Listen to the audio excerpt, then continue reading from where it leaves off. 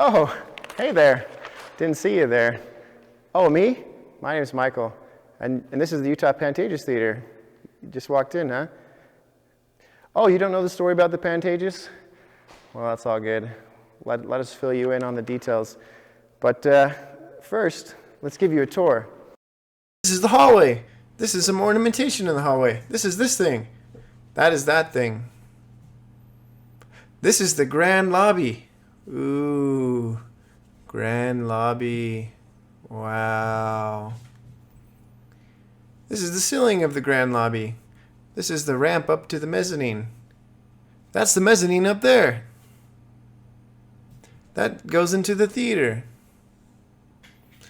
Ooh, this is the theater. Wow, check out that skylight. Holy mother of vaudeville!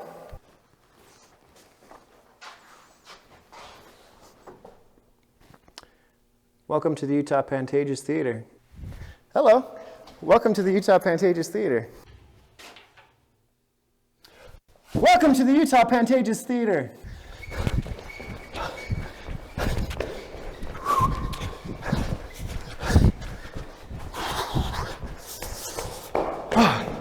Welcome to the Utah Pantages Theater. Give me a second. I'm gonna meet you upstairs. Just need to sit down for a second. Hold on.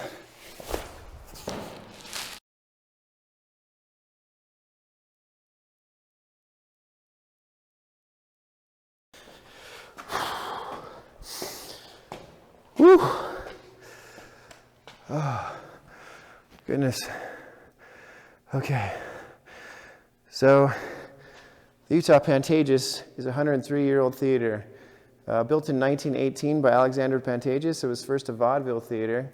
Babe Ruth performed here, Abbott and Costello, Will Rogers, and then we found out recently a bunch of great drag performers performed here in the 1910s and 20s. So this is one of the oldest historic queer spaces in the city, which is pretty amazing. So built for around $2.25 million at the time, $45 million today. There was really no expense spared. Alaskan marble floors, Tiffany skylight, just incredible ornate detail and marble work. So it was a vaudeville theater, and then it moved into a movie theater after that, became the Utah Theater, and it was actually the only place to show Jaws and Sound of Music in Utah, and Sound of Music ran here for 2 years. Then it closed in 1988. What's great about the Pantages is it's part of a bigger sister family of theaters. So there's Tacoma in Washington that was just restored, the Hollywood Pantages that the Oscars have shown at, and Toronto. So for the last 2 years, me and my good friend Casey O'Brien McDonough and a group of concerned citizens here in Salt Lake have been fighting to save this theater. We see it as the people's Pantages, and we want to see it restored for Sundance and for it to be around for another 103 years, long into the future. We made a formal offer to purchase the theater and manage it ourselves. We've set up a company, we set up a nonprofit to see it taken care of and protected long into the future. We've filed a voter initiative so that people can have a direct input and vote for the theater on the ballot. In the last 2 years, we've really come a long way. It started just me and Casey, and has grown into a national group of over 30 plus people, including national experts on historic theaters. Specifically, the League of Historic Theaters. We've been in talks directly with Tacoma, our sister theater, that was restored in 2018. We're working with a group called Evergreen Architectural Arts that have restored 3 of our sister theaters, including the Tacoma, the Hollywood, the Minneapolis, and over 400 theaters, and they're restoring the Salt Lake City Temple right now. The mayor and the media like to portray us in a certain light as being activists or being mean and angry about the theater, but really that's not the case. In all actuality, we're experts on the theater, and we're just lovers of Salt Lake City and Utah in general. We love arts, we love film. We're trying to restore this theater for the entire state and really for the entire world by making this an international Sundance theater and making it a foundation for the future of film and cinema and all these amazing things. Since 2015, Salt Lake City has given 2 developers exclusive agreements over this theater, LaSalle, a local restaurateur, and Hines, not the ketchup company, an international developer based out of Houston, Texas, that manage $160 billion. They're trying to build a giant tower of luxury apartments that nobody wants, that nobody asks for, and nobody can afford. There's 20 other places they can build it. The only reason they're building it here is because the city is paying them to take this theater. So now that we've given you guys a tour and told you a little bit about what's going on with the theater and told you who we are, let's jump into the full investigation. A few months ago, we did a grammar request on the city and got hundreds of documents about the theater and really got a sneak peek behind the scenes of what's going on in the city and how this deal came to be. We have a full document, so right now we want you to pause this video, go to this website, print off this document and follow along. It's 10 pages long. It has links to over 50 documents and videos and proof and evidence of everything we're saying, and in the back it has a list of 10 sources of experts that can verify everything we're mentioning. So go print this off right now, follow along, and we'll meet you back here in just a few minutes.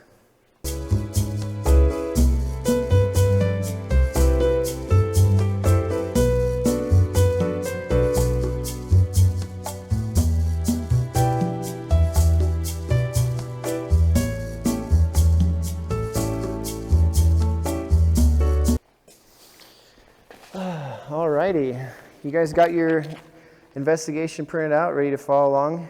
At the end of May, we released this investigation, as I mentioned before, where we did a giant grammar request for the city and got hundreds of documents back. Interestingly enough, a lot of people think I chained myself to the building because the theater was going to be destroyed like within a few days. That's not the case. I actually chained myself because of this investigation, because of the corruption. There was an RDA meeting that day, and a few days before that, we released the investigation. We're like, why are you guys doing an RDA meeting? You need to investigate this. Everything needs to be on hold. This is one project they've been lying about. Who knows how many other projects Danny Walsh and Tammy Hunsaker of the RDA have been lying about and need to be fully investigated. So we released our investigation, and funny enough, after I chained myself, the mayor and the RDA actually talked about it and on our allegations. Let's see what they have to say. These allegations are untrue. We are confident that the documents in the public meetings, both video and minutes, speak for themselves, showing the RDA's transparency, efforts to find an end user for the theater, and desire to preserve the historic elements of the property. These concerns are very serious, and we are taking the time necessary to review the issue. Paragraph instantly later says, oh, allegations are untrue. I guess that was a quick investigation there. And here's some statements from the mayor. Says everything was transparent, the process both lawful and ethical. The mayor also says when the theater was converted, the unique and historical nature of the building was largely removed, and it's not the grand venue it once was. Basically saying that it doesn't qualify for the registry, it's not historic, not worth saving. She also goes on to say, no assertions of wrongdoing in negotiations, saying instead the city's dealings on the Utah Theater have been above board and transparent for over a decade. I'm confident the process has been lawful and ethical. Always lawful and ethical. She seems to wrap the two together. And blah, blah, blah. To secure more affordable housing. This tower is not affordable housing. It is luxury apartments. Restoration at this point, she said, would take millions and millions of taxpayer dollars to bring it back a safe and stable building. It would literally be a gilded venue only for people who can afford to pay for entry. Holy crap.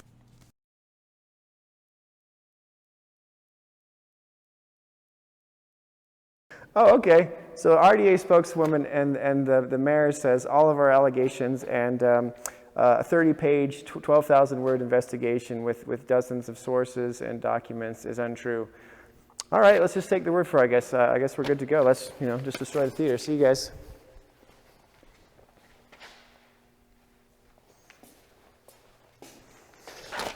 Obviously, we're not going to do that. So let's dive into it. We're going to start with the historical registry and go from there. So let's get into the historical registry. The historical registry is important for a lot of reasons. Specifically, this building is important. It's been around for 103 years. It's a treasure of Salt Lake City, Utah, and really the whole nation. So it needs to be honored. It needs to be protected and saved. And making a historical landmark is the best way to do that. The historical registry is also important because once it's on the national registry, we can add that to the state, and then can become a Salt Lake City landmark, which actually has some significant protections. It has to go in front of the Historic Landmark Commission for it to be destroyed. And also, it comes with tax credits that can go directly to the restoration. Right now, those tax credits are 20%. There is a bill going forward that could bump those up to 30% over the next years. So we're talking about tens of millions of dollars that can go directly to the restoration of this theater. So let's dive into it a bit more and look into see what the RDA did and how they kept this information secret from the public going back to 2018. So this is a statement in an RDA memo from August 1st, 2018. Update on Utah Theater redevelopment. It is worth mentioning that the Utah Theater is not eligible for listing in National Register of Historic Places nor the Salt Lake City Register of Historic Cultural Resources due to the lack of overall historic integrity required for formal designation. So the crux of these lies start in 2018, specifically at a Preservation Utah board meeting that Danny Waltz, who's the director of the RDA, was present at, and as well as David Ortega, who's no longer with the RDA, but he was working at the RDA at the time. And what's important about this meeting is they were there to specifically talk about the theater, and Amber Anderson was there from the State Historical Preservation Office. And what's amazing about that is she informed both Preservation Utah and the RDA, specifically Danny Waltz, that they, under their expertise, they thought the theater would qualify for the registry and would be eligible for 20% tax credits. So Danny Waltz has known this since 2018, and he's hid this information from the public. He's never revealed it to the city council, to mayors, and to the public. So we will dive more into this. He had ample time to talk about this directly with the city, and he never brought it up. All right, so this is nearly a year after that Preservation Utah board meeting. Still in the RDA memos, August 1st, 2019, they're still saying that the theater doesn't qualify for the registry and is not historic, and the modifications over the years have been so significant it wouldn't qualify anymore, which again flies in the face of the Utah State Historical Office and also Amber Anderson there saying that it would qualify for the registry and the historical tax credits. So almost a year later, they're still keeping the same tune that's wrong.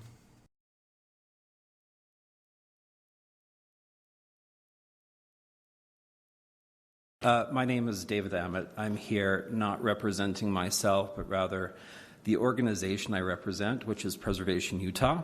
After last month's RDA meeting, I was asked by Roger Roper, who is the director of the State Historic Preservation Office, to read the following email regarding tax credits concerning the Utah Theater. David, I was surprised to see the claim surface in the recent articles about the Utah Theater that the building would not be eligible for National Register listing or for tax credits. As you know, we administer both of those programs, and we have maintained that both could be possibilities for the Utah Theater. I know that there are other factors that work against the success of this as a rehab project and that the odds are long, but we hate to see those issues misrepresented. To my knowledge, no one from the RDA or from the potential developers ever contacted us to explore the possibilities of tax credits. Amber, that would be Amber Anderson, the state tax credit coordinator, did say, though, that Danny Waltz was at Preservation Utah's board meeting last year where she told him and everyone else that as far as we were concerned, tax credits are still an option for the Utah Theater.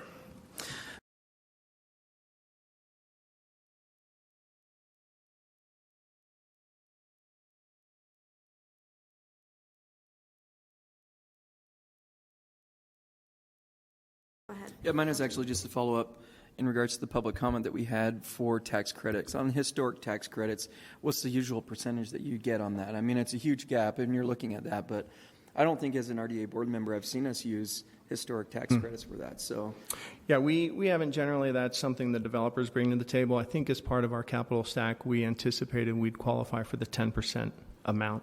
And I'd be happy to verify that or follow up with that if there is any request. I just vaguely remember what 10%, so I was just wondering if that's a maximum. That's the most that they would contribute. I believe so, but I would have to go back and check our notes before I'd claim to be an expert that's on great. tax Thanks, credits. Danny. Appreciate it.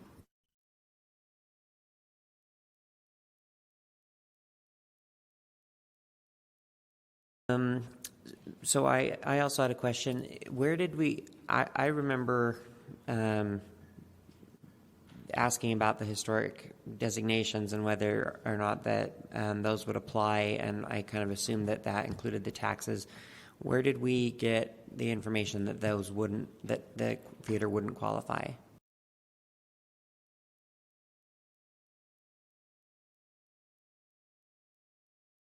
So that's a good question, and that's why I said I think it would be helpful if the board would like us to follow up on that, to go back and check our notes on that, because we made assumptions in terms of our capital stack that we presented a year ago. We did have a consultant come in and look at the theater and provide some recommendations as to what we may or may not really be able to qualify for reaching out to those tax credits. And so I think we can certainly follow up on that and get a determination of whether they qualify or not. We did that too. Sorry. I'm going to interrupt you real quick, sorry, and have Ben give a little bit of a clarification just on some of the historic designations that might help answer Chris's question. So staff's understanding is not that the Utah Theater is ineligible, but that it is likely not competitive. So slight difference between not being able to apply versus, given the lack of historical integrity that remains, the likelihood of success is not great. And that's with the National Historical Registry. And for the historic tax credits as well. Now, that information is a few years old. I don't know if the standards have changed. I'm also not aware of the exact criteria, so if it's helpful, I'm sure RDA staff could verify the current application process and competitiveness.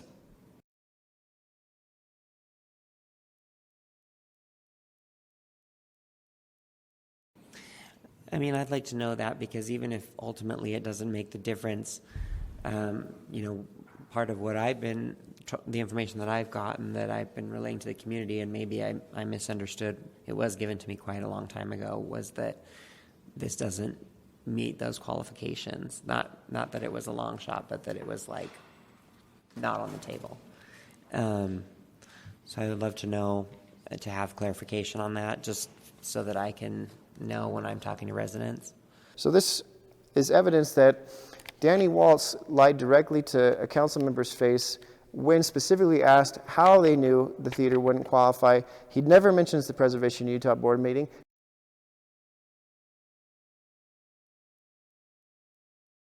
All right, so this is way wild. Hours after that RDA meeting, October 8th, 2019, there's an email from Tammy Hunsaker to Dusty Harris and Daniel Stevens of Hines saying, hey, there was public input today at the RDA meeting from Preservation Utah that prompted follow-up questions from City Council. Let's brief you and discuss next steps.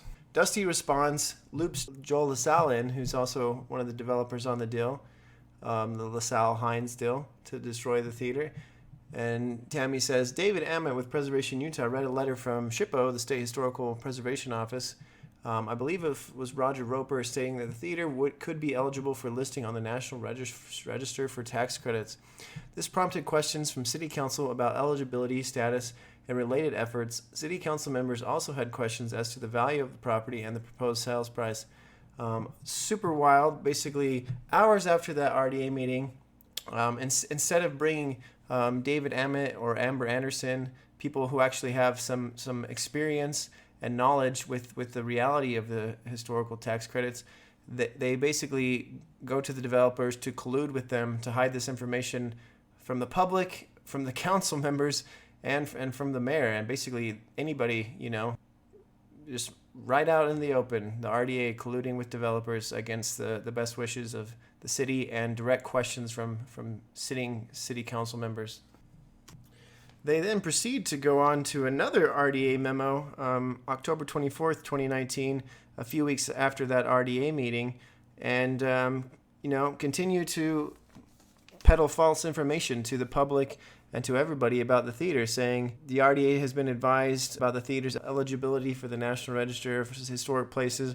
They cite information from 2013 and 2014 not anything about that Preservation Utah board meeting in 2018.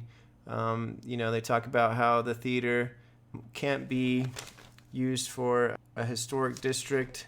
Speaking of historic districts, there's also no mention of a historical theater district with the Capitol Theater around the corner and with the Eccles across the street. There could be an amazing theater district right there. Seems funny they don't even mention that at all.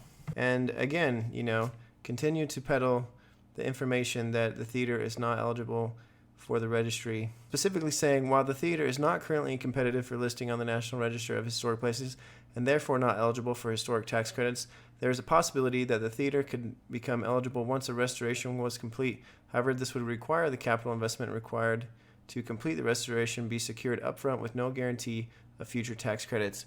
Again, if they're confused about this issue, if Danny Wallace and Tammy Hunsaker don't understand how these tax credits and historical registration works, why not bring David Ammett of Preservation Utah in front of the City Council to speak? Why not bring Amber Anderson or members from SHPO, the State Historical Preservation Office, to clear up any misconceptions or confusion around this issue? They instead go the opposite way and keep peddling false information to hide this information from the public that the theater is eligible for the registry and would receive 20% tax credits, as stated by Amber Anderson, the tax specialist at the State Historical Preservation Office. On November 6, 2019, a few weeks after that false RDA memo, there's a letter from Amber Anderson from the Utah State Historical Preservation Office to David Ammett of Preservation Utah, stating, while listing the Utah Theater on the National Register is not a guaranteed slam dunk due to the building's alterations and current state, we believe that it does have a chance and is certainly worth trying. While every project and investor is different, credits are often sold for 80 to 90% of their value. With that, a $60 million rehab would likely generate a $12 million tax credit, which could likely be sold and provide upfront capital of around $10 million. So this goes against what the RDA was saying, that the tax credits could only be utilized on the back end and not as a way to get upfront capital to restore the theater.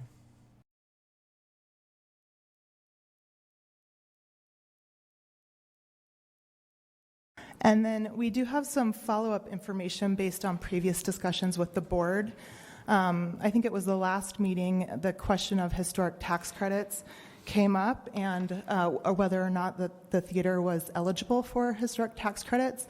And in one clarifying point, in 2017, federal tax reform removed the 10% historic tax credit option, so there's only the 20% option available.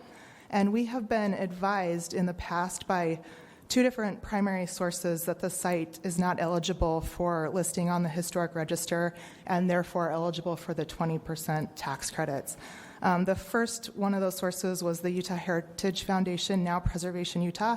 In 2013, their position statement provided to the RDA stated that due to irreversible and unfortunate major alterations by previous owners, the building is not eligible for the National Register of Historic Places. And then also the 2014 film study said that the site is not eligible for listing on either the Salt Lake City Register of Cultural Resources or the National Register of Historic Places because the site lacks the overall historic integrity required for formal designation. Sorry, Tammy, I'm going to interrupt you. I was getting my phone charged, and so I didn't. Where was that information provided from to us? By whom? The first statement was from the Utah Heritage Foundation, and the full quote from their position statement is in the board packet. And the second one was from the film study, and that quote is in your board packet as well. Thank you.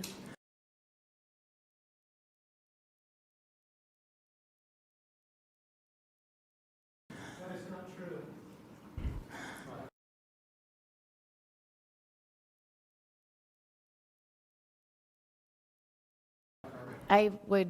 We had time, I'm sorry, we had time for public comment, and everyone was very respectful during comments. I would ask that we continue being respectful to the people presenting at this time. I'm happy to talk with people afterwards regarding that and feelings on that, but I'd ask that we be respectful of people giving a presentation. So that was the information that the RDA was provided that we had been working off of. So there are two ways that a property can be eligible for tax credits, and that is being listed on the National Register or being included in a National Historic District. So the next slide is a map of where our historic districts are. So in speaking with preservation experts, one opportunity to have the property eligible for tax credits would be to expand one of the historic districts, neighboring historic districts. But the historic district would have to, that theater would have to uphold the intent of the historic district. So for example, you couldn't really expand the warehouse district because it would have to be a warehouse to qualify as a contributing property. But there are potentially other districts that could be expanded. And then another opportunity where the property could be eligible for tax credits were if a rehabilitation was fully funded up front. Retroactively, the theater then might be eligible to be put on the National Register and then be eligible for tax credits. But you would have to upfront the cost of the rehab with no guarantee of the tax credits actually coming through.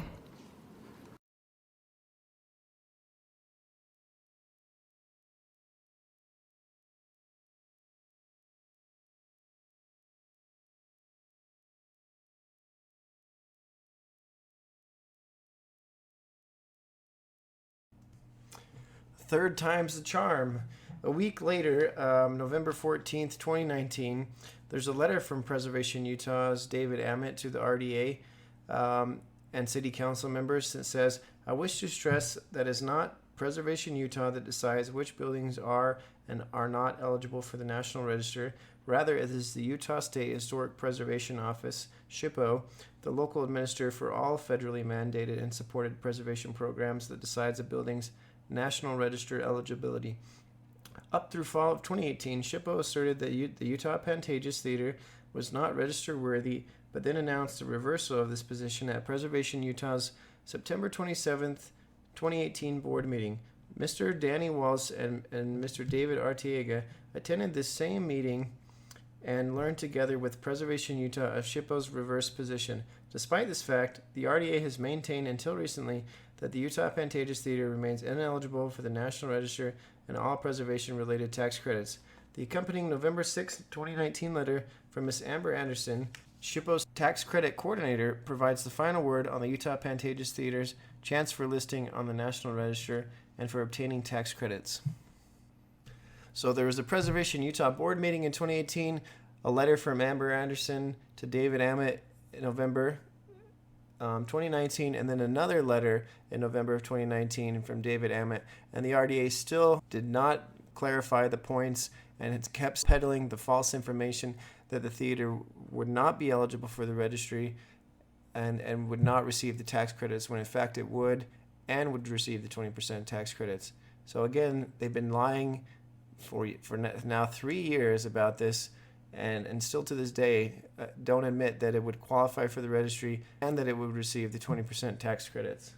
To highlight some of the RDA's motivations for keeping the public, the city council, and now two mayors in the dark about the Utah Pantages Theater's eligibility for the National Register and receiving 20% tax credits, there's a piece of Utah code that says any existing historic buildings that are possibly eligible for the register have to follow a specific code. If any of the existing buildings or uses in an urban renewal project area are included in or eligible for inclusion in the National Register of Historic Places, the agency shall comply with Section 98404 as though the agency were a state agency. What's great about this too, after we've gone through all that information, we can also prove that the building is eligible for the historical registry because we specifically hired an expert who's putting it on right now. It'll be on by the end of the year. We paid them out of pocket.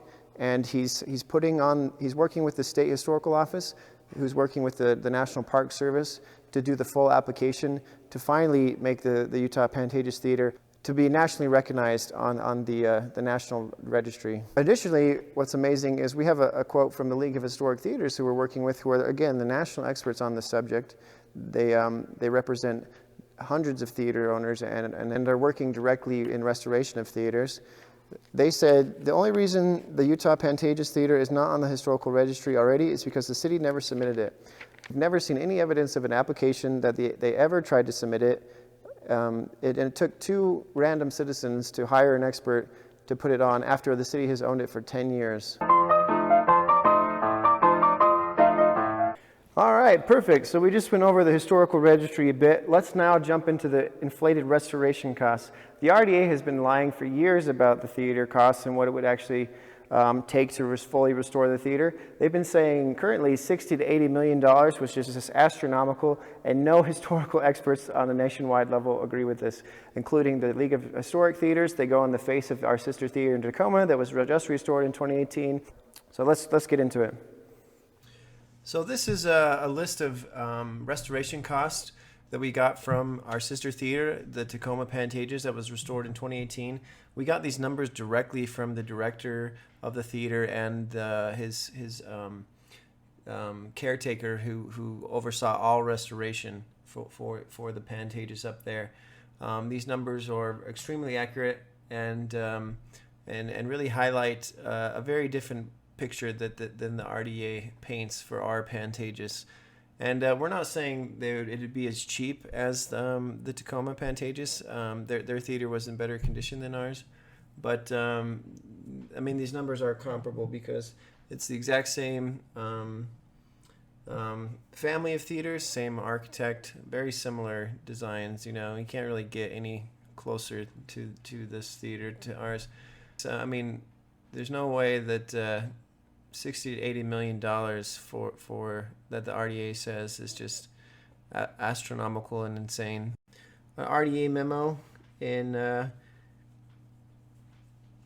from August of 2018, some different studies and some different costs, basically showing 60 to 70 million dollars. Now the RDA claims 60 to 80 million dollars to restore our theater, which just again.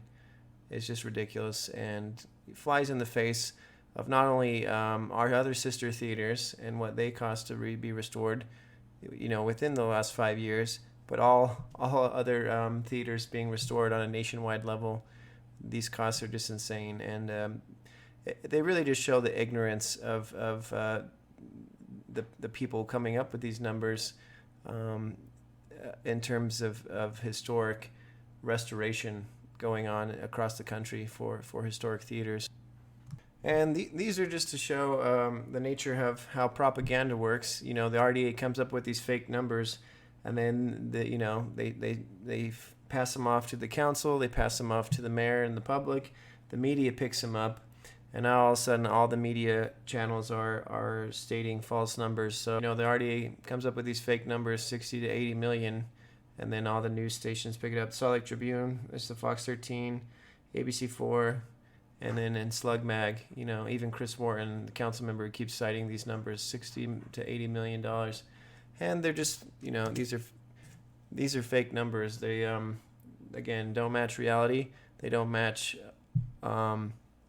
historical theater experts that are doing this, have done this, and continue to do this into the future. To have people discredit historical theater experts, where Danny Waltz and these RDA people have restored a grand total of 0 historic theaters in their lifetimes, and think their numbers are more accurate than, again, our sister theater in Tacoma, what the League of Historic American Theaters is doing, what Evergreen Architectural Arts is doing, people that are actually restoring theaters are saying.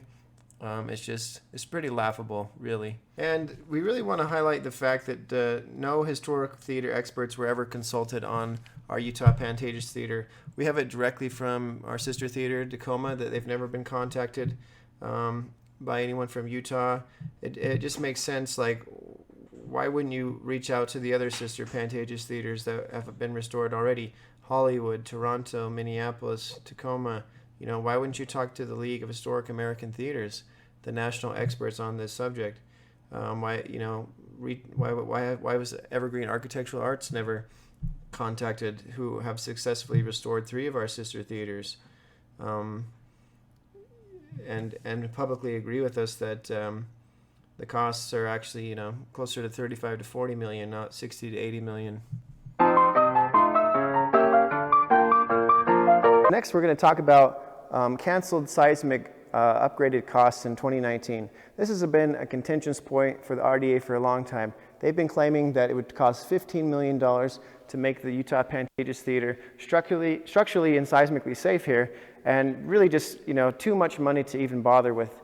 But this number really flies in the face again, a growing pattern here of discrediting historical experts, of people around the country that are actively restoring theaters, have experience with it, and are successfully doing it, including our sister theater, the Tacoma Pantages, that was just restored in 2018. So let's dive into this a bit more as well. So this is a cost estimate done in 2009 from Dunn Associates. They did a structural evaluation of the theater, and then their estimate was for $3.5 million, or about $35 a square foot. The RDA has never used these numbers. They don't agree with them. Instead, they've gone to very big companies that give very high estimates. This Big D Construction, $13 million, and then this is Oakland for $19 million. And I would like to point out too that the Oakland and Big D ones are just really quick estimates. The Dunn report is a full report and structural evaluation. These estimates are a few pages. That Dunn report is quite a few pages. It's a full report and not just a 2 or 3 page estimate. So just a question about accuracy and doing a full evaluation. And going back to that 2018 Preservation Utah Board meeting for a minute, there's also some pretty interesting information that was revealed besides the historical registry qualifications. This says, according to RDA studies, a seismic upgrade could cost $300 a square foot. The architects on the board were very skeptical during that meeting. Says Steve said that $300 a square foot is a suspect number, and that he has seen seismic retrofits done on rubble foundations of historic buildings similar to the Utah Pantages Theater for $50 a square foot. The RDA quoted $15 million for a seismic upgrade of the Utah Pantages Theater. They quoted a full renovation to cost $1,000 a square foot. Steve said that $1,000 a square foot is excessively high. The RDA asked for ideas to fill the funding gap. Steve thinks the numbers are unrealistic. So again, we have Danny Waltz and his crew at the RDA discrediting architects on the board of Preservation Utah, discrediting historical experts, never contacting the League of Historic American Theaters or Tacoma, our sister theaters, or Evergreen Architectural Arts, people actually doing restoration.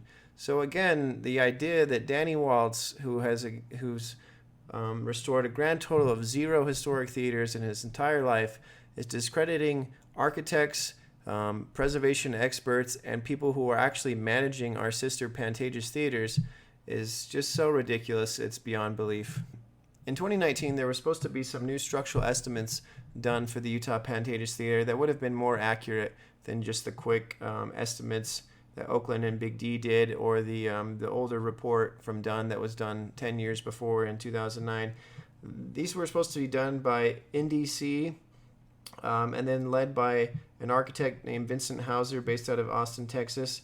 They all met. Vincent Hauser flew out from Austin, Texas to come. They did to the theater. They did a tour, and then all of a sudden, everything was just killed, and nothing ever happened. There's a quote from Gerard Johnson of Reevely Engineering. We were working on a proposal for the project when suddenly everything just stopped. The plug got pulled. Those reports never got finished. They never got passed on to Harold Saunders at Paulson Construction. And then Harold didn't hear about it again until months later, when that Salt Lake Tribune article came out, the same one that we first heard about, the theater being destroyed as well. It's also worth mentioning that our sister theater in Tacoma, they had seismic upgrades just like we would need, but they did it in a much more economical way and used a phased approach. They did them for about $10 million.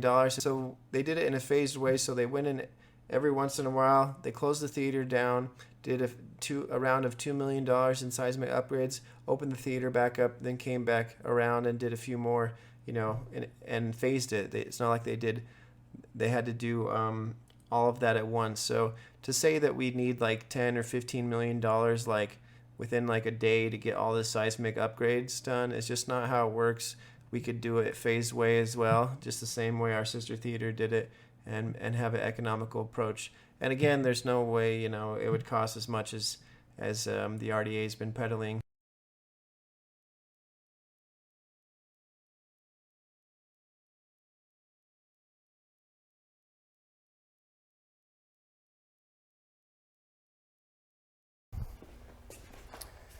All right, guys, I'll be real. This documentary's been going good, but I'm afraid we're going to have to pause it for a second. I don't know how many times I have to tell you guys, Hines is not the ketchup company, okay? It's not spelled the German way. It's Hines, Houston Real Estate. They hate historic theaters. They don't make ketchup and condiments, okay? We just got to get this straight if we're going to keep going, We got to be on the same page here, Speaking of ketchup, buy Hines. Fantastic ketchup.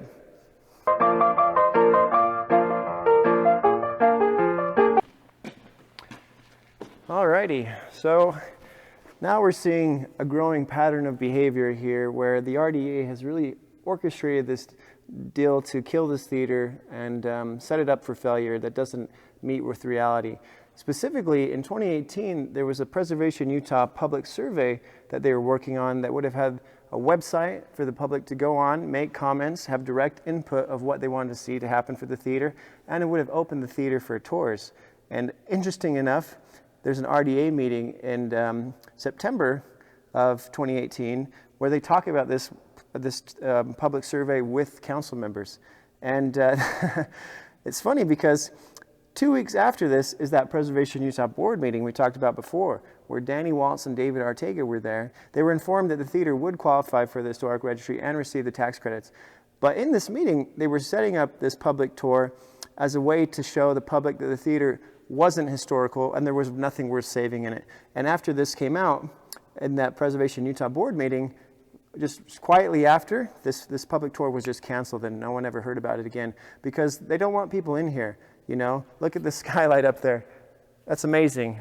Tiffany skylight right there, 40, 50 feet. You can kind of see the perspective of me in that. That's why they don't want people in here. They don't want people to see this. They don't want people to see the hallway or the marble floors. They don't want people to come in here and fall in love because that's the majority of what will happen for Salt Lake City. Everyone loves this theater. It's the People's Pantages. It belongs to all of us. And this really gets to the crux of the issue that the public has been denied coming in here for a long time. And let's jump into this a little bit more and go over this in more detail.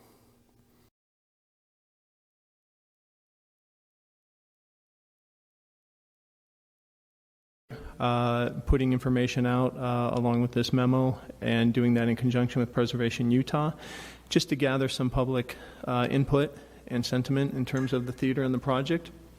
And we hope to use that as well as all the information that we have gathered and start determining what our next steps are and sitting down with Hines Development as we look at the property. So.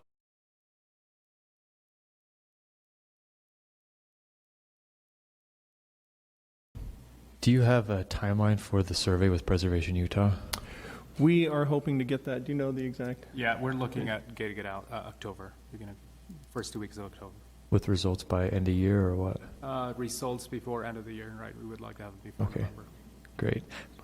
Board member? It would be out for 2 weeks, and then we would get the results back and process them. It would take us about 2 weeks. So yeah. Great. Thanks, David.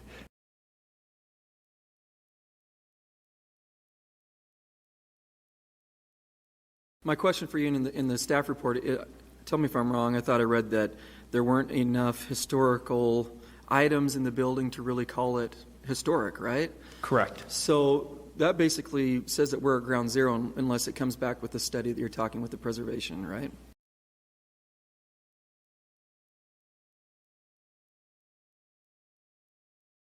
Yeah, and that's really kind of one of the purposes of the survey, is also just to get that information out there in terms of the theater itself is not historic. There's just not enough characteristics remaining in the building to have it qualify as a National Register for historic structure. So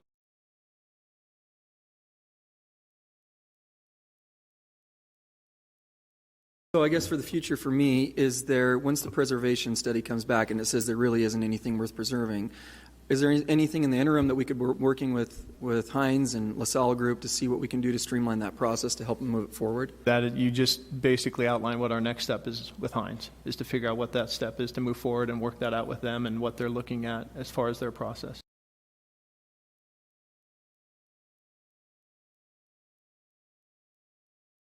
Next step, will you be bringing the proposed survey to the board at all, or will you be looking for our input on any of those questions? Or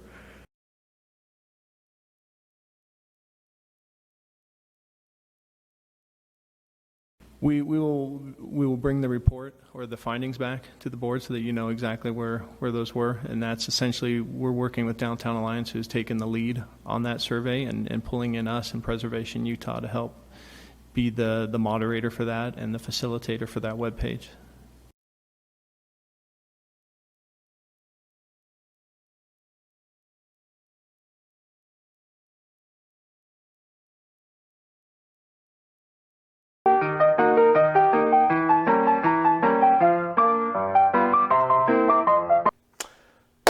All right, now we're getting to the fun part. Political campaign donations. So Joe LaSalle, who's a developer on this theater deal to destroy our theater for $0 and for free, also with Hines, not the ketchup company, Joe LaSalle donated not only to Jackie Busquepsi, the former mayor, $2,000 in 2018, he also donated another $2,000 to Erin Mendenhall while she was on the city council, weeks before she was set to vote for the sale of the theater, and a few months before she became the mayor. She says nothing illegal or unethical happened. Let's dive into that and find out. In the winter of 2020, the Utah Investigative Journalism Project did a full story on this into the campaign donations for the theater, with the title saying, "Developer of the old Utah Theater building made questionable donations in Salt Lake City mayor race." And as I mentioned before, Joe LaSalle donated $2,000 to Jackie Busquepsi while he had exclusive agreements with the city for a theater he would stand to make millions and millions of dollars from, profiting off of its destruction. And then he donated again to Erin Mendenhall, again weeks before she was set to vote. She never recused herself. She never disclosed the donations before her vote.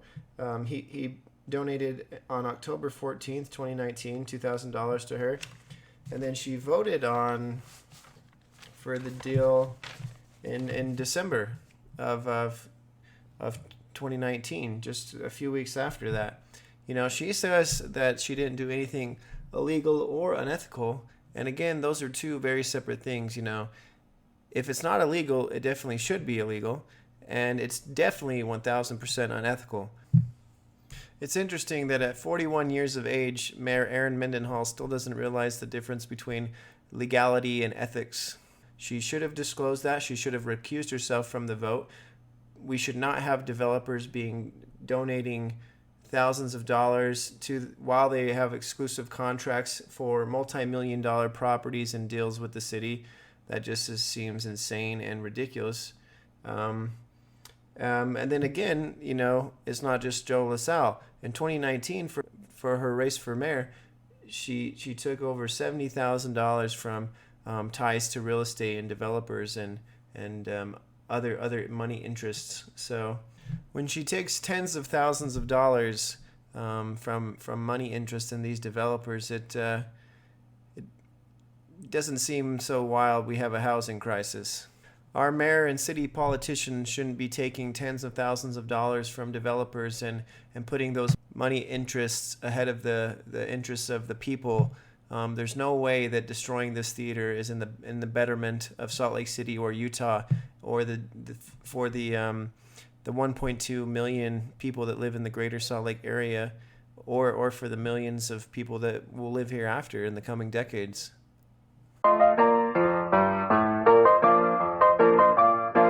So as we've mentioned before, we're really establishing a pattern of behavior here with what this evidence and documents show of really some unscrupulous behavior by the RDA, specifically Danny Waltz, the director, and his deputy manager, Tammy Hunsaker. In this pattern of behavior, we're going to dive into a few more specific details here. Salt Lake City is not giving away the theater. They're actually paying Hines and LaSalle to take it through tax reimbursements upwards to millions of dollars. The appraisal for this deal was very low. As we mentioned, there's been no public access to the theater. For years, they've talked about the theater being unsafe for the public and for people to come in and experience. But just about a month ago, Erin Mendenhall herself, the mayor, came in with her 5-year-old daughter with no safety equipment, and we have that on video, and we'll show that. They've also discredited historical experts nationwide, as we mentioned. There's theaters all across the country that are being restored successfully and for very low the cost of what the RDA has said for our Pantages. There's been this bubble of Utah where they act like historic theater restoration here costs so much more than anywhere else in the country. The RDA is going against their own general RDA goals with destroying this theater, a creative and artistic space. And also, Salt Lake City itself is going against their own downtown master plan, which specifically highlights that the Utah Pantages Theater needs to be repurposed and reused. So let's go over all these elements and dive more into these details too. So for Hines and LaSalle's $0 deal to destroy the theater, the city justifies that as exchanging it for supposed public benefits. These public benefits aren't actually public benefits, of course. These luxury apartments, they say it's 10% are supposed to be affordable. But at 80% AMI, the area medium income, that is actually about $55,000 a year, which isn't affordable. And then again, if it's only 10% of something, that's not the majority. The majority of these are luxury apartments. Let's call it what it is. This is not affordable housing. This is luxury apartments. And then it goes with the other public benefits. There's supposed to be a park space, but it's really just some park on top of a parking garage. And then there's no guarantee that that's even going to be publicly accessible long-term into the future. And then there's supposed to also be a mid-block walkway, and surprise, surprise, it's not a mid-block walkway either. It goes up to the several flights of stairs to their parking garage park, and it's not a mid-block walkway that cuts through the block like they were supposed to do. So again, this deal just gets worse and worse as we get more into it. They're basically stealing our theater, giving us nothing, and laughing all the way to the bank. So a mid-block walkway, as it says here, is supposed to be defined as a way for people to get through Salt Lake City's historically large blocks easier and quicker without having to go around the whole block. It does not make it easier for people to get through a block if you add several flights of stairs and they have to climb over a parking garage park and find their way to elevators and secret tunnels and all these things to get down just to cross through the block. That is not a mid-block walkway, and it's not doing what they promised and what they're supposed to be doing as defined by a mid-block walkway. Important to highlight, there's actually 2 city parks on the Pantages block already. Dinwiddie Plaza on the north side, and then there's Kilowatt Park across the street from the Salt Palace. And the mayor always talks about we need parks downtown, but then they fail to recognize that we have 2 parks on that block that we should be expanding and investing in instead of building some, pet project for developers that are really just a parking garage park that isn't even a real city park that's going to be accessible into the long term. The mayor says we don't have enough parks, but we have so many that city officials don't even know our own city parks. They don't know Dinwiddie and Kilowatt are parks on the Pantages block. This is the RDA TIR, the tax increment reimbursement, and this is what we mean when we're saying that the city is paying Hines to take this property and destroy our theater. They're being reimbursed for about $3 million in tax incentives on top of the $0 deal. So at that point, they're in the black. You know, they're being paid to take the theater and destroy it. So now we get into the low appraisals. So this is an appraisal from 2009. The theater was appraised for $4.9 million in 2009 in the bottom of a bad recession market. After that, the city bought the theater for $5.5 million. And then 10 years later, somehow the theater appraises for less than it did in a worse market. So it must be a magic building. It must be the only theater, or it must be the only property in the whole state that went down in value in the last 10 years from a recession market to a bull market and a very vibrant real estate market right now, or as it was in 2019 too. So I'm not sure how it went down in value 10 years later. That's a magic trick right there.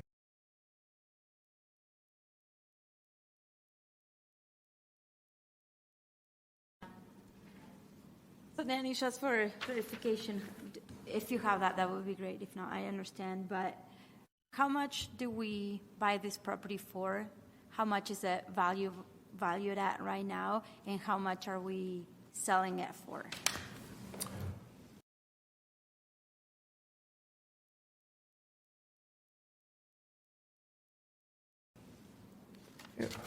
Let's see, it was purchased for, I think it was just over $5 million.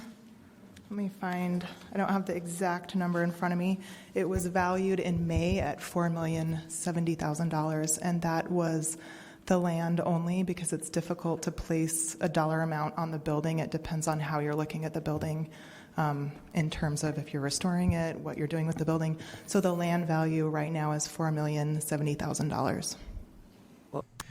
So here, Tammy Hunsaker claims that it's too hard to appraise a historic theater that's worth millions of dollars. So why not just give it away for free and we'll just appraise the land only? Again, this shows their ignorance or just their laziness that they would not be able to appraise the building. I've never heard someone say that they can't appraise a building as well. We'll just not add that to the value when it's worth it, especially a historic building as like the Pantages that's a century old. Last year, in January of 2020, I personally reached out to Sotheby's in New York and talked to Catherine Wallace there about hiring someone for a skylight appraisal. She put me in touch with Julie Sloan, a historic stained glass expert, who was ready to fly out and appraise our skylight. We estimate the skylight alone to be anywhere from $100,000 to upwards to $1 million. So if the skylight alone is worth $1 million, I think that says a lot about what the rest of the theater is worth. The marble floors, the banisters, the hallways, the ornamentations. The theater is worth millions and millions of dollars that they just did not include in the price because it was too convenient for Hines not to.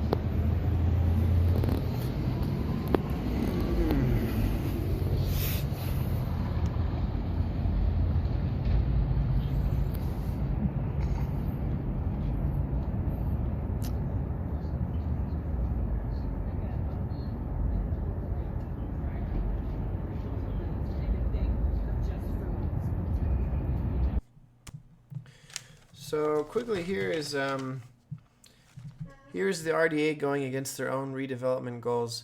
Redevelop communities by enhancing livability, promote sustainable redevelopment practices, foster walkability through vibrant and attractive pedestrian spaces, facilitate the enhancement and expansion of transit, help create welcoming public gathering places, promote the uniqueness, character, and identity of neighborhoods, encourage historic preservation, that's a big one, support a quality urban environment. All of those things I just read off would be beneficial for a restored Pantages Theater, not a destroyed Pantages Theater. In 2016, there was a downtown master plan that specifically calls out for the repurpose of the Utah Theater as a cultural facility and activity generator. You know, I don't think repurposing, according to the general plan of our Utah Pantages Theater, means Frankensteining the skylight to put into a billionaire tower. I don't think that's a cultural generator. In response, the city says it considers this statement to be an aspirational vision or initiative, and that after investigation analysis conducted by the RDA and the administration, it was determined that restoration of the theater was not feasible, given the deterioration and upgrades that would be needed to the structure. So even still, they're still not talking about the historic registry and the tax credits. The city also takes the position that the reuse of historical elements of the theater fits the use of the word repurpose, and that the mid-block walkway and park, as well as the surge of new residents, will themselves be an activity generator. Funny enough, they don't mention cultural facility at all. So I don't think a luxury apartment tower is considered a cultural facility. What's cultural about fancy apartments? I'm not sure.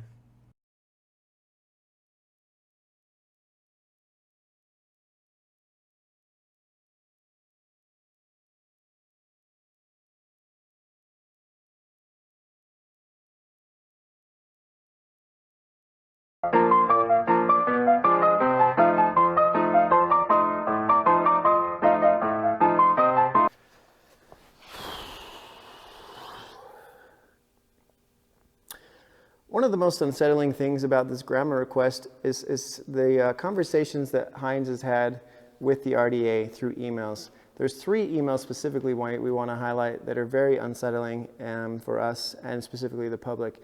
One email, Hines talks about they want to see the theater, the purchase and sales agreement signed before the public ever finds out about it. Another one, they're asking for a blanket grandma exemption for everything with the theater, which basically means they want the public to never see any documents about the theater. They want to hide all the information about this deal, which, you know, is insane. And then the third one is about that RDA meeting in October where they asked about the historical registry, where Councilmember Chris Wharton specifically asked how do we know the theater doesn't qualify. Hours after that meeting, Tammy Hunsaker sent an email to Dusty Harris of Hines and Joe LaSalle saying, hey, basically David Ammett from Preservation Utah came to this meeting today with the RDA, and he's asking about the historical registry, and council members are asking questions about it, and what are we going to do about it? Basically hiding and colluding to the information from the public. So let's go over those. Very unsettling stuff here. This is some of the worst things we found in this entire grandma request.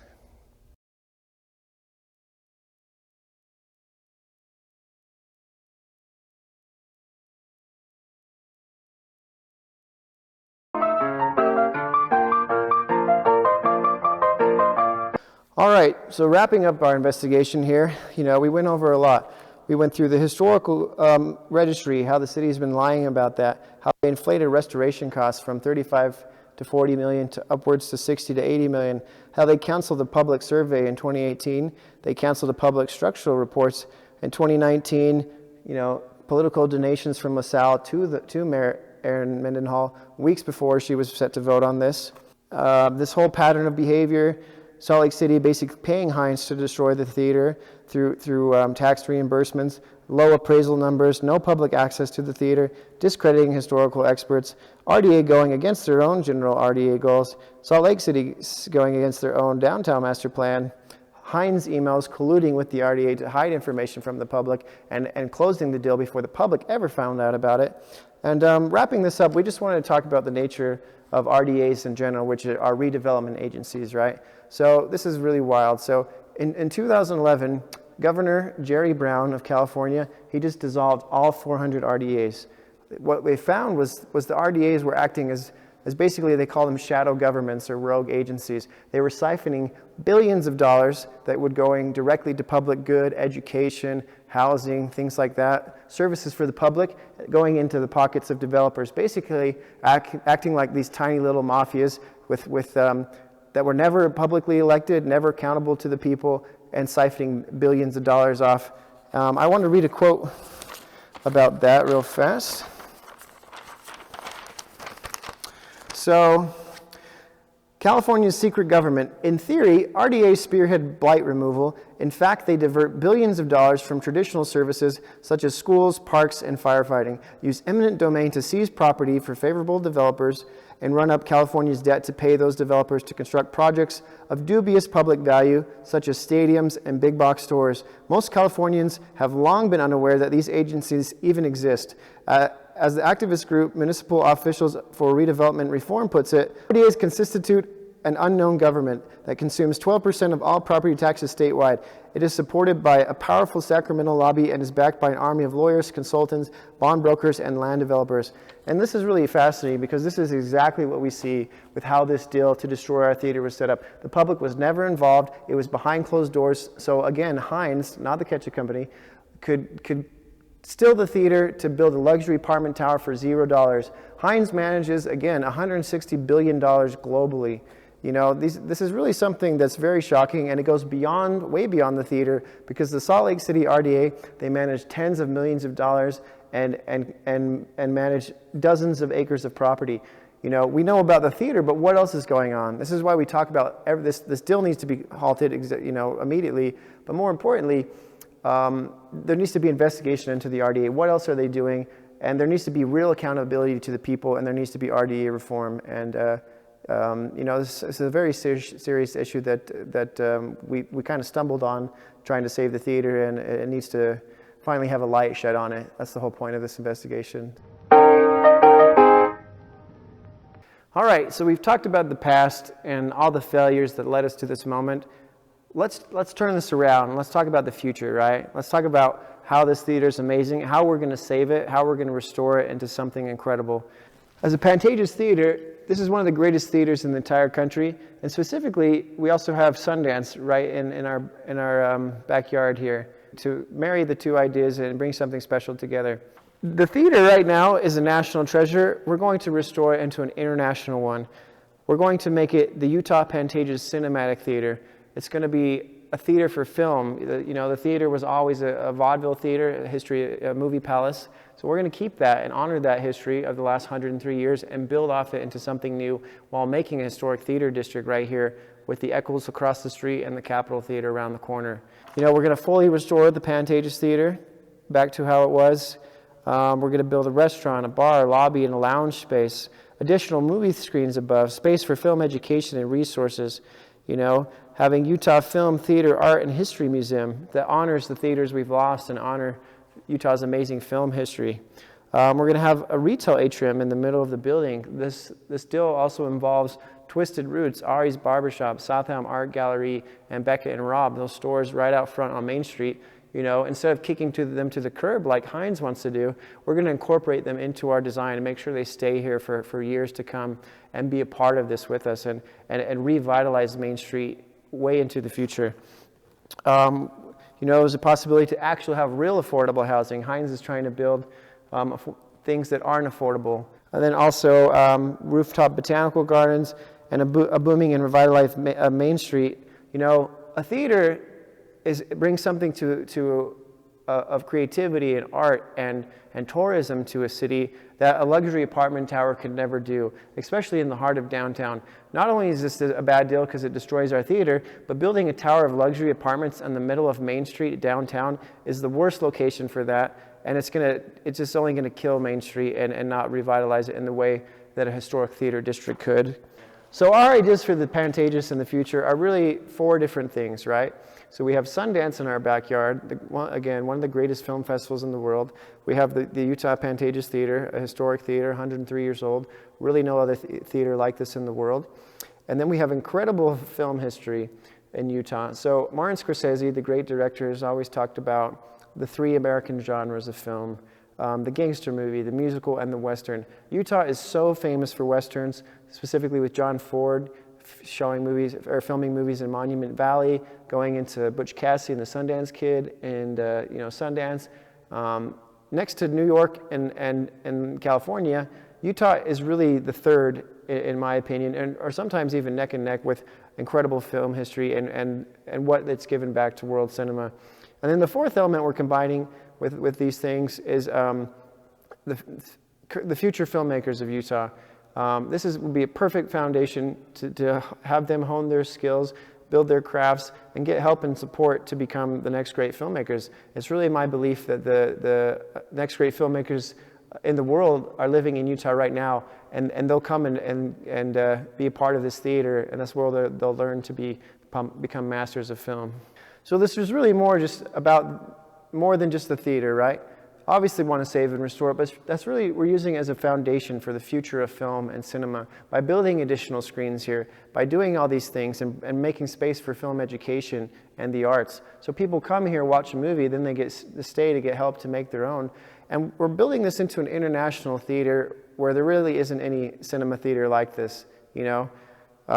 We want big directors to come here and do Q&As. We want incredible film events going on with the symphony, with Sundance, with film festivals, and really looking at the nature of the movie theater experience and how that's going to change and grow in grand ways into the future while building from the past of historic movie theaters and movie palaces such as, this 103-year-old Pantages that was built in 1918. There's this big misconception among younger people that we don't like going to the theater. We love Netflix and staying at home more, which is really not the case. The real reality of the situation is the movie experience has been dying for a long time. You go to a mega box, it's just a big black box, you get your popcorn. It's not really innovative anymore. It hasn't changed in years. And compared to Netflix, why would you go out to an experience that's worse than an experience that you could have at your home on your couch? But on the flip side of that is a great opportunity to reimagine movie experiences. And that brings us to the Pantages. This theater is something that Netflix could never dream of replicating at home, through the streaming experience. By using it as a foundation and building something from that, it's something that so many people will come out to see, especially after a global pandemic that we just went through, where people were stuck at home for so long, and they're very excited to get out and into the theaters again, and into a theater they've never experienced before, like the Pantages. Going to the movies used to be an event. It can still be that. We can use these historic theaters and use them as a foundation for something new, for a new theater experience, and continue to evolve from that, and using the old, blending it with the new. So let's talk about Sundance. We get asked this a lot. Why hasn't Sundance already bought this theater, right? They're the biggest film festival in the world, one of them, one of the grandest film festivals, and they bring so much tourism and great things to Utah. Why haven't they come in and buy this theater? I think that's a really big misconception because Sundance is a film festival. They're not in the business of buying historic theaters, but there's a question of Sundance using this into the future. So let's go into that a bit more. To us, there's no doubt that Sundance would use this. They're already using the historic Egyptian theater in Park City. They use the historic Egyptian theater in Ogden to show movies. And then they show movies at the Tower here in Salt Lake, another historic theater, and then the Art House and Broadway cinemas down the street in Salt Lake. So to say that one of the greatest film festivals in the world wouldn't use one of the greatest movie theaters in the world, I think is something that doesn't really shine a light on the reality of film. So not only will the audience and the people of Utah demand that Sundance use this theater, filmmakers will demand it too. As a filmmaker myself, I can't wait to premiere movies here. I can't wait for other people to come premiere movies here, whether it's through Sundance, another film festival, or anything in between. So many directors will come here and see this amazing historic theater that Babe Ruth played in, that Abbott and Costello performed in, that predates movies itself and goes back to vaudeville.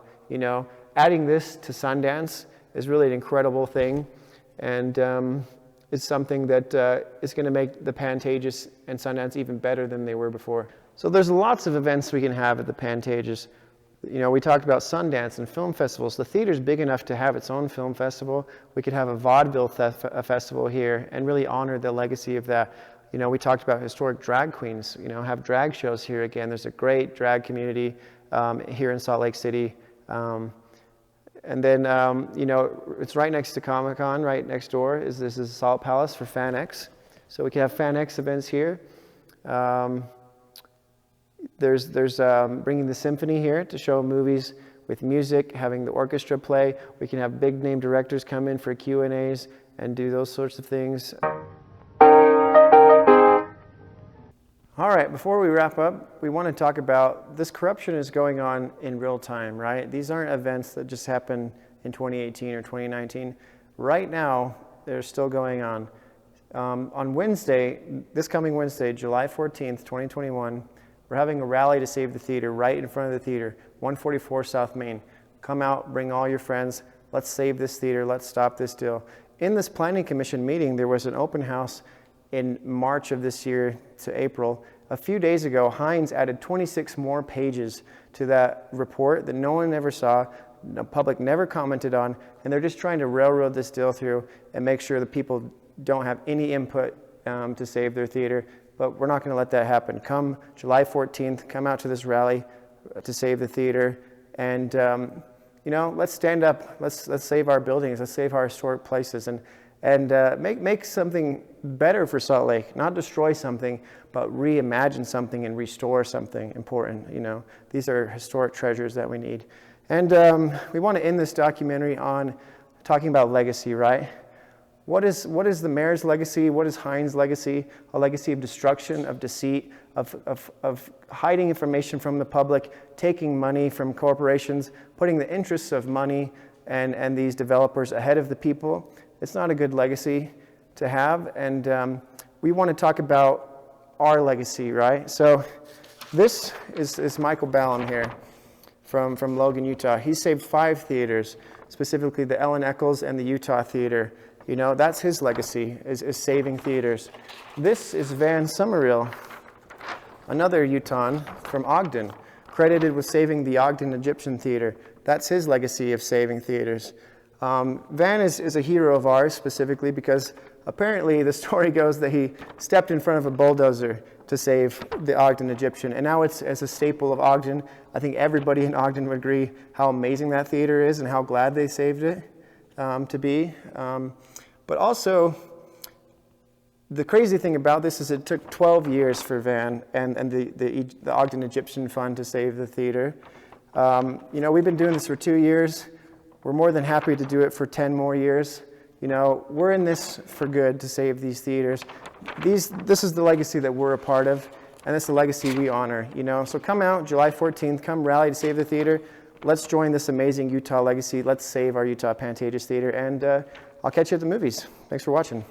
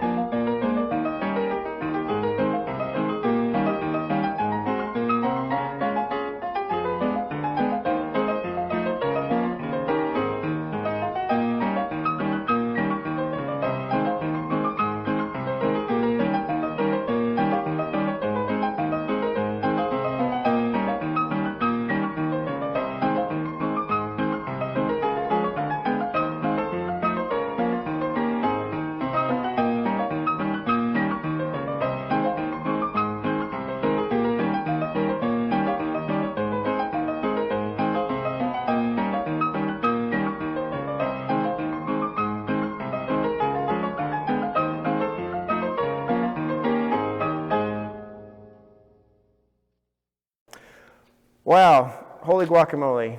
That was something. Okay, perfect.